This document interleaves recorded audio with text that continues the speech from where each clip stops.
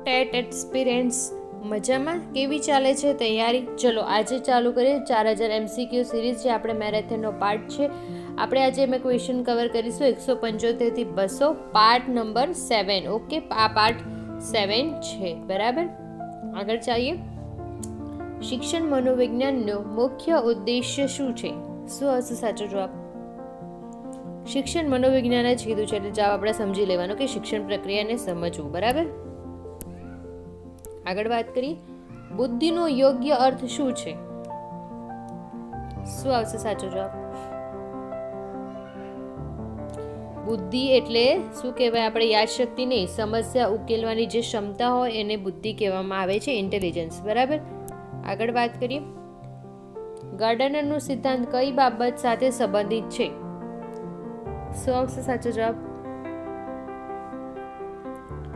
તો ગાર્ડનરે શું કર્યું હતું? બહુવિધ પદ્ધતિ સાથે પ્રયોગો અને કર્યા હતા અને એનો સિદ્ધાંત પણ એને આપ્યો હતો. આગળ જઈએ. થોર્નડાઇકનો મુખ્ય નિયમ શું છે? શું આવશે જવાબ? તો કે એનો મુખ્ય નિયમ છે અસરનો નિયમ. આજે બધું થિયરેટિકલ લીધું છે મેં, જેમાં કોઈ બહુ સમજવાનું નથી, પરંતુ યાદ રાખવાની વસ્તુઓ વધારે છે. પાવલોવનો પ્રયોગ કઈ પ્રક્રિયા દર્શાવે છે? શું આવશે જવાબ? તો કે એ શાસ્ત્રીય શરતીકરણ બતાવે છે, એટલે પ્રયોગ પણ શાસ્ત્રીય શરતીકરણ પર જ હતો, બરાબર. આગળ જઈએ. સ્નીકર કયા પ્રકારના શિક્ષણ સાથે સંકળાયેલ છે? શું આવશે જવાબ? તો કે ઓપરેન્ટ શરતીકરણ સાથે સંકળાયેલા છે. આગળ જઈએ. બાળકમાં ભાષા વિકાસનો પ્રથમ તબક્કો કયો છે? તો નાનું છોકરું એ કરતું એટલે બબલિંગ કહેવાય, બરાબર. આગળ જઈએ. સ્મૃતિના 3 તબક્કા કયા છે? તો કે પહેલો તબક્કો કયો? સંવેદન, સંચય અને પુનઃ સ્મરણ. એના 3 તબક્કા છે, બરાબર. આગળ જોઈએ. પ્રેરણાનો અર્થ શું છે? શું આવશે?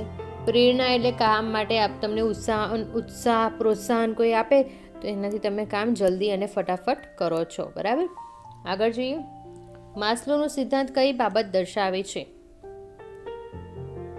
તો માસ્લો શું હતો કે આવશ્યકતાઓ જે છે એને સોપાનક્રમ દર્શાવે છે, બરાબર. આગળ જોઈએ. લોહરનો પ્રયોગ કઈ બાબત દર્શાવે છે? શું આવશે જવાબ? તો કે અંધદ્રષ્ટિ શિખણ દર્શાવે છે, બરાબર. આગળ જોઈએ. બાળકના ભાવાત્મક વિકાસમાં મુખ્ય ભૂમિકા કોની છે? તો કે પરિવાર. ભાવનાઓ એની કોની જોડથી આવશે? તો કે પરિવારમાં કેવું વર્તન ચાલે છે એના પરથી છોકરાઓની ભાવનાઓ વિકસિત કેવી થાય છે એ ખબર પડશે, બરાબર. આગળ જોઈએ. વ્યક્તિત્વ એટલે શું? પોતાનું વ્યક્તિત્વ એટલે શું? વ્યક્તિ એટલે વ્યક્તિ ગુણોનો સમૂહ. જે બી વ્યક્તિ છે એનામાં કેટલા ગુણોનો સમૂહ છે એનું પર્સનાલિટી પ્રમાણે ડેવલપ થાય અથવા પર્સનાલિટી પ્રમાણે જોઈ શકાય. ફ્રોઇડનો સિદ્ધાંત કઈ બાબત સાથે સંકળાયેલ કે જોડાયેલ છે? શું આવશે જવાબ? તો કે માનસિક રચના સાથે જોડાયેલ છે, બરાબર. સામાજિક શિક્ષણ સિદ્ધાંત કોણે આપ્યો? તો કે બેન્ડુરાએ સામાજિક શિક્ષણનો સિદ્ધાંત આપ્યો હતો. ધ્યાનનો અર્થ શું છે? શું આવશે જવાબ? ધ્યાન એટલે મન એકાગ્ર થવું. આગળ વાત કરીએ. બાળકમાં નૈતિકતાનો વિકાસનો અભ્યાસ કોણે કર્યો છે? શું આવશે જવાબ? તો કોહલબર્ગે બાળકમાં નૈતિકતાનો વિકાસનો અભ્યાસ કર્યો હતો. એ ઓપ્શન સાચો છે. આગળ જોઈએ. બુદ્ધિ માપવા માટે ઉપયોગમાં લેવામાં આવતું સાધન કયું છે? શું આવશે જવાબ? બુદ્ધિ માપવા બુદ્ધિ પરીક્ષણનો જ ઉપયોગ થાય છે, બરાબર. આગળ જોઈએ. અભ્યાસનો અર્થ શું છે?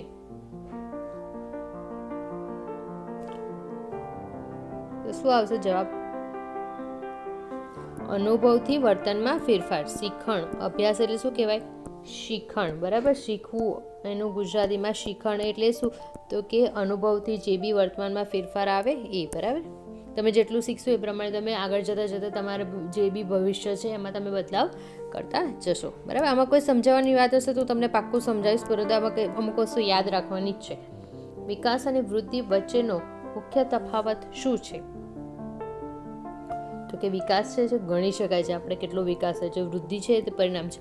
તમે જન્મ્યા છો તો તમારું પરિણામ આવવાનું જ છે કે તમે વૃદ્ધ થવાનો છો. વિકાસ કેવું તમે ગણી શકો કે 10 તબક્કામાં આટલો ગ્રોથ થયો છે, 10%, 20%, બરાબર.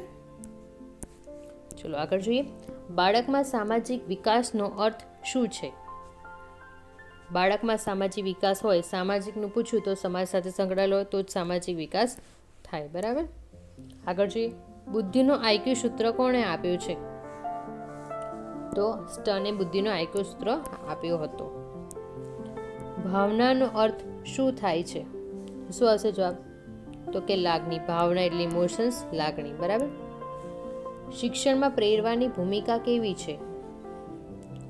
તો શું આવશે? એની ભૂમિકા કેવી છે? એની ભૂમિકા ખૂબ જ એટલે અત્યંત મહત્વપૂર્ણ છે, અથવા આપણે લખી શકીએ ખૂબ જ મહત્વપૂર્ણ છે. આગળ વાત કરીએ. શિક્ષણ માટે મનોવિજ્ઞાનનું મહત્વ શું છે? શિક્ષણ વિદ્યાર્થીઓને શું કરે તો સમજવામાં મદદ કરે છે, એટલે મનોવિજ્ઞાન ઇમ્પોર્ટન્ટ છે. એ ઓપ્શન રાઈટ આન્સર છે આના માટે, બરાબર.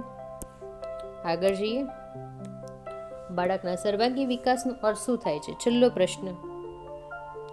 તો કે શારીરિક, માનસિક અને સામાજિક વિકાસ. એ ઓપ્શન સાચો છે. બાળકમાં બધી રીતનું સરખું હોય તો બાળક ઇન્ટેલિજન્ટ થાય, તો આપણે કહીએ તો બાળક સારી બુદ્ધિવાળું થાય. જો તમને મારો વિડીયો ગમ્યો હોય તો પ્લીઝ લાઈક કરજો, શેર કરજો અને સબસ્ક્રાઈબ કરવાનું ભૂલતા નહીં, તો ડેલી જે વિડીયોઝ આવી રહ્યા છે એ તમારા માટે હેલ્પફુલ થાય, બરાબર. થેન્ક યુ સો મચ અને મહેનત કરતા રહો, સફળતા પામો.